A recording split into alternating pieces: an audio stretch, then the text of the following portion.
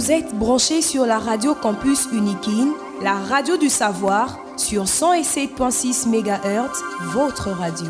Merci de rester fidèle à votre radio Campus Alma Mater. Nous émettons sur la 107.6 MHz en modulation de fréquence. Au sommaire, tête à tête entre la première ministre Judith Suminwa et le président de l'Assemblée nationale Vital Kamerhe. À quelques jours de la rentrée parlementaire, la chef du gouvernement a rassuré du dépôt du projet de loi de finances 2025 dans le meilleur délai. Bientôt un atelier de validation de la recherche à l'université de Kinshasa du 17 au 20 septembre prochain. Vous suivrez dans ces bulletins la professeure Marie-Claire Yandjou, secrétaire générale à la recherche de l'université de Kinshasa, qui fixe le point sur cet atelier. Lutte contre la maladie de monkeypox en République démocratique du Congo. 50 000 vaccins sont arrivés à Kinshasa en provenance des États-Unis pour lutter contre cette épidémie de variole des singes dans le pays. Vous suivrez les détails dans ces bulletins. À la présentation de ces bulletins d'information, Glodave Boloy. Comme annoncé au sommaire, la première ministre Judith Suminwa a rencontré le président de l'Assemblée nationale Vital Kamerhe. Les échanges ont tourné autour du projet de loi des finances pour l'exercice 2025 et de la reddition des comptes pour l'exercice 2024, voire le projet de loi rectificatif. À quelques jours de la rentrée parlementaire, la chef du gouvernement a rassuré du dépôt du projet de loi des finances 2025 dans le meilleur délai. On écoute la première ministre Judith Suminwa. Si vous vous souvenez bien, au moment de mon investiture, j'avais promis que j'allais mettre à profit des temps pour pouvoir discuter, échanger avec les différentes institutions. Et là, nous sommes à la veille de la rentrée parlementaire et donc il était important de pouvoir échanger avec l'honorable président de l'Assemblée nationale par rapport à un certain nombre de sujets. Et vous savez très bien que cette rentrée parlementaire, elle sera budgétaire et donc il était important de pouvoir échanger par rapport au processus budgétaire. On va bientôt, en respectant les prescrits de la LOFIP, venir déposer le projet de loi des finances pour 2025. En même temps, il va y avoir le projet de loi pour la reddition des comptes ainsi que le projet de loi rectificative pour l'exercice 2024. Donc tout ça, ça a été les sujets de conversation que nous avons pu avoir avec l'honorable président ainsi que l'honorable questeur. On va respecter les délais constitutionnels parce que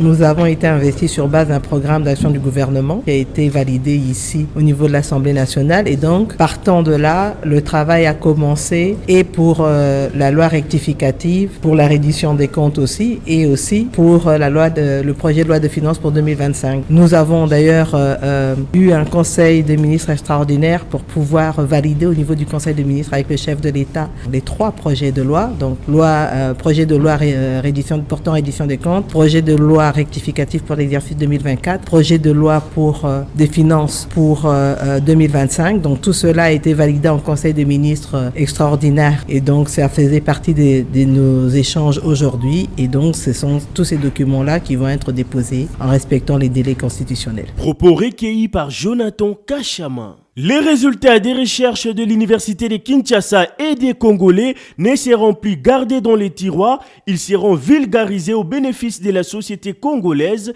Cette vulgarisation des recherches sera au menu de l'atelier de validation de la recherche prévu à l'université de Kinshasa du 17 au 20 septembre prochain à la salle Monekoso. La professeure Marie-Claire Yandjou Daletou, secrétaire générale à la recherche, nous fixe le point. L'atelier de valorisation des résultats de recherche en fait a comme objectif principal montrer à la face du monde, c'est-à-dire les gouvernants, les partenaires de la RDC, que à l'UNIKIN il y a de l'expertise. À l'UNIKIN il y a des innovations, il y a des innovateurs, c'est-à-dire le rôle que nous avons de l'université avec les 3 missions, formation, recherche et service à la communauté. À l'UNIKIN, nous le faisons déjà, mais souvent les gens ne savent pas parce que nous avons l'habitude de valoriser seulement nos résultats à travers les publications, les livres, les conférences. Maintenant, nous voulons parler avec le monde extérieur en montrant les résultats de recherche qui peuvent être valorisés. C'est-à-dire, comme vous le savez, depuis 2022,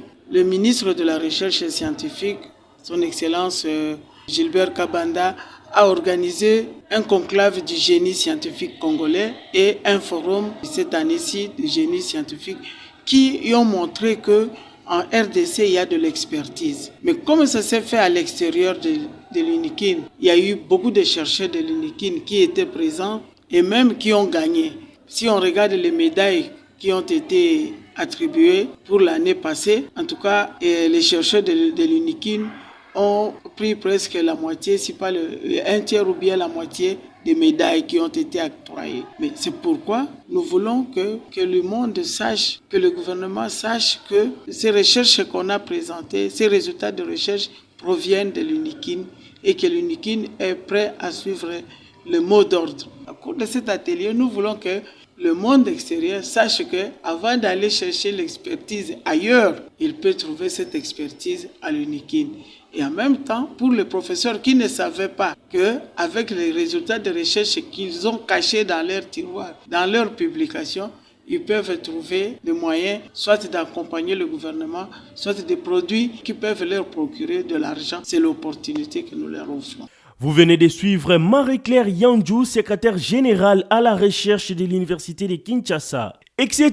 C'est l'intitulé d'un recueil de poèmes écrit par Youssef Brand.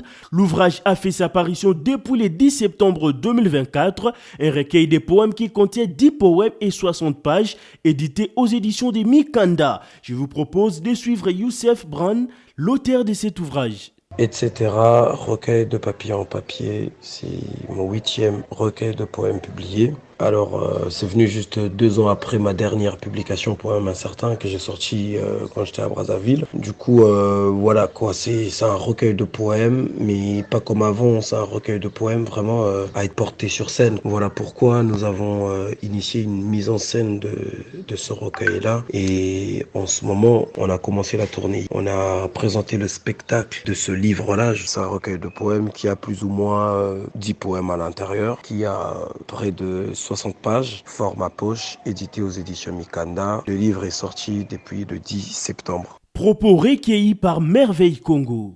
L'arrivée à Kinshasa de 50 000 vaccins en provenance des États-Unis pour lutter contre le virus de monkeypox, cadre d'un partenariat sanitaire de plusieurs décennies qui a vu les 2 pays coopérer dans la lutte contre une série de maladies. Les États-Unis se disent déterminés à soutenir la République démocratique du Congo et à collaborer avec les partenaires internationaux pour mettre fin à cette épidémie.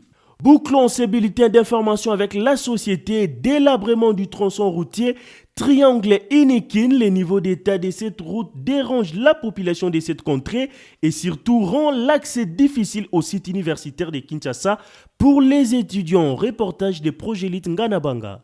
La route qui mène sur son tronçon entre les triangles et la concession de l'université de Kinshasa Unikin dans la commune de Lemba se trouve dans un état de délabrement très avancé à quelques jours de la saison de pluie. Cette route est devenue impraticable. La population riveraine et d'autres usagers sont plaints. Lorsqu'il plaît, en tout cas, il y a des dégâts qui se passent.